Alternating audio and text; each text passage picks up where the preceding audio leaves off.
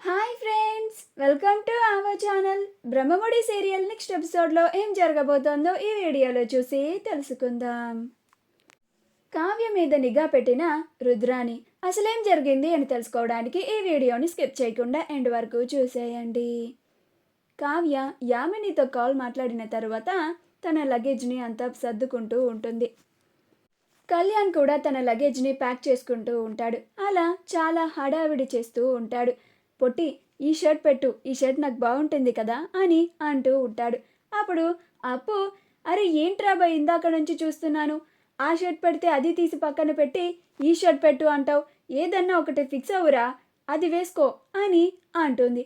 అప్పుడు కళ్యాణ్, అది కాదు పొట్టి, ఇది ఇంకా చాలా బాగుంది కదా, ఇది పెట్టు అని ఇస్తాడు. అప్పుకి చాలా ఇరిటేషన్ వస్తూ ఉంటుంది.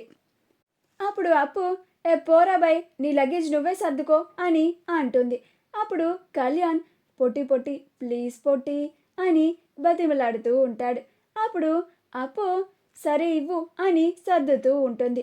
అపర్ణ అక్కడికి వచ్చి, ఏంట్రా కళ్యాణ్, ఏమైంది అని అంటుంది. అప్పుడు కళ్యాణ్, ఏం లేదు పెద్దమ్మ, మొత్తం లగేజ్నంతా ప్యాక్ చేస్తున్నాం అని అంటాడు. అప్పుడు అపర్ణ, ఇంకానా, లేట్ అవుతుందిరా, త్వరగా బయలుదేరండి అని అంటుంది. అప్పుడు కళ్యాణ్, అలానే పెద్దమ్మ, ఒక 10 minutes అని అంటాడు. అప్పుడు అపర్ణ సరే అని కావ్య గదిలోకి వెళ్తుంది. కావ్య ఇంకా లగేజ్ని ప్యాక్ చేస్తూనే ఉంటుంది. అప్పుడు అపర్ణ అక్కడికి వెళ్ళి, ఏంటి కావ్య ఇది అని అంటుంది. అప్పుడు కావ్య, ఏముంది అత్తయ్య, సూట్ కేస్ అని అంటుంది.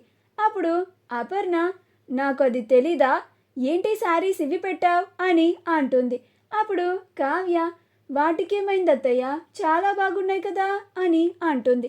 అప్పుడు అపర్ణ, ఇవి కట్టుకుంటావు నువ్వు గెట్ టుగెదర్ పార్టీలో అని అంటుంది. అప్పుడు కావ్య, అవును అని అంటుంది. అప్పుడు అపర్ణ, నీకు అన్నీ నేనే చెప్పాల్సి వస్తుంది అని ఆ లగేజ్లో ఉన్న చీరలన్నీ తీసేసి పక్కన వేసి కబోర్డ్లో ఉన్న వేరే శారీస్ని తీస్తూ ఉంటుంది. అప్పుడు కావ్య, అత్తయ్య అత్తయ్య, కష్టపడి సర్దాను, ఏంటత్తయ్య అలా తీసేస్తున్నారు అని అంటుంది. అప్పుడు అపర్ణ, అక్కడికి నీ మొగుడు కూడా వస్తున్నాడు కదా, వాడికి గతం గుర్తుకు రావాలనే కదా నువ్వు వెళ్తున్నావు అని అంటుంది. అప్పుడు కావ్య, అవును అని అంటుంది.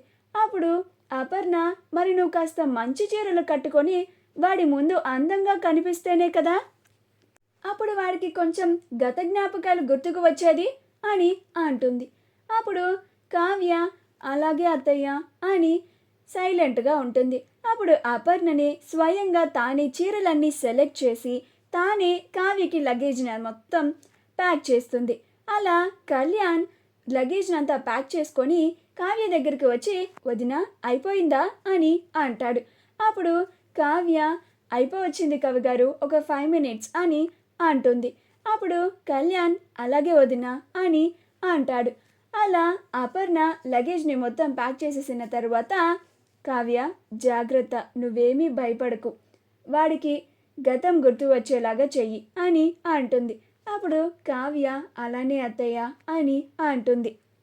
అప్పుడు అపర్ణ, నాకు భయం అది ఇది అని చెప్పి ఇలా మంచి అవకాశాన్ని యూజ్ చేసుకోకుండా ఉండకు, ఇది మనకి చాలా మంచి అవకాశం, వాడికి గతం గుర్తుకు వచ్చేస్తే మనం చాలా సంతోషంగా ఉండొచ్చు, తిరిగి మళ్ళీ వాడు నీ భర్తగా నీతో ఇదే గదిలో ఉంటాడు, లేకపోతే ఆ యామినిని పెళ్లి చేసుకుంటాడు అని అంటుంది.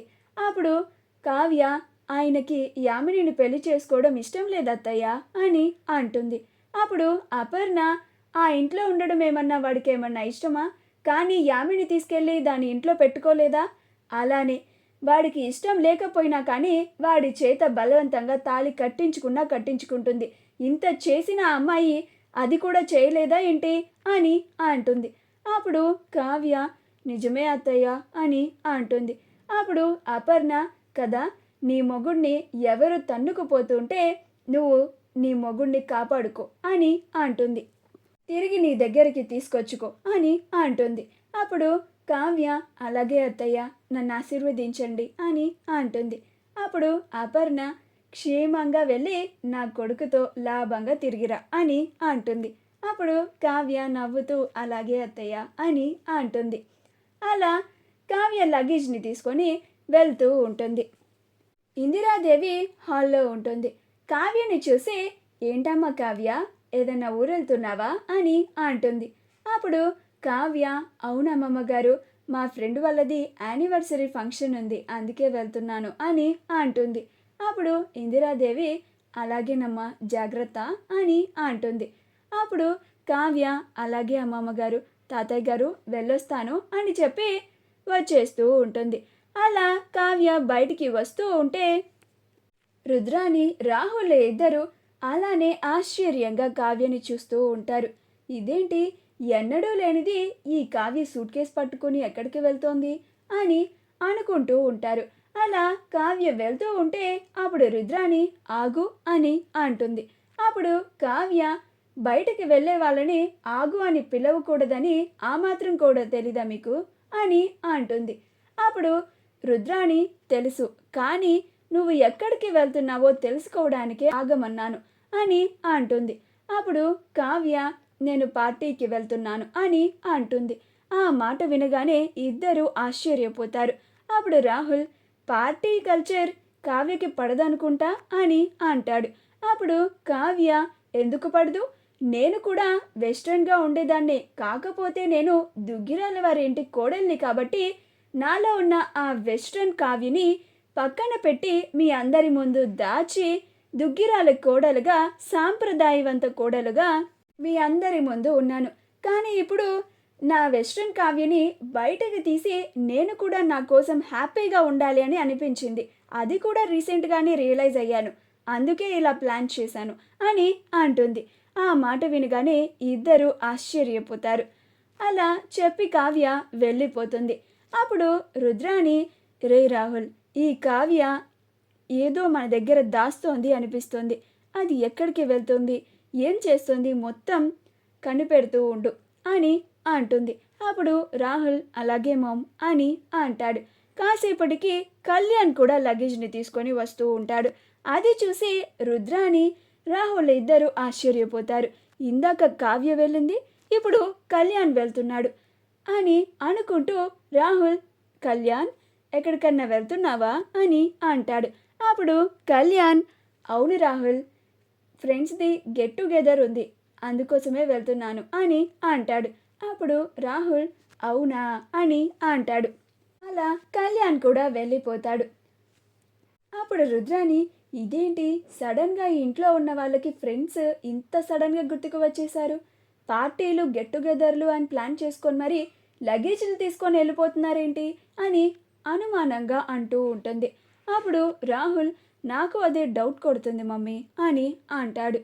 మా వీడియో కనుక మీకు నచ్చినట్లయితే లైక్ చేయండి, షేర్ చేయండి, మా ఛానల్ని సబ్స్క్రైబ్ చేసుకోండి, పక్కనే ఉన్న బెల్ ఐకాన్ని క్లిక్ చేయడం మాత్రం మర్చిపో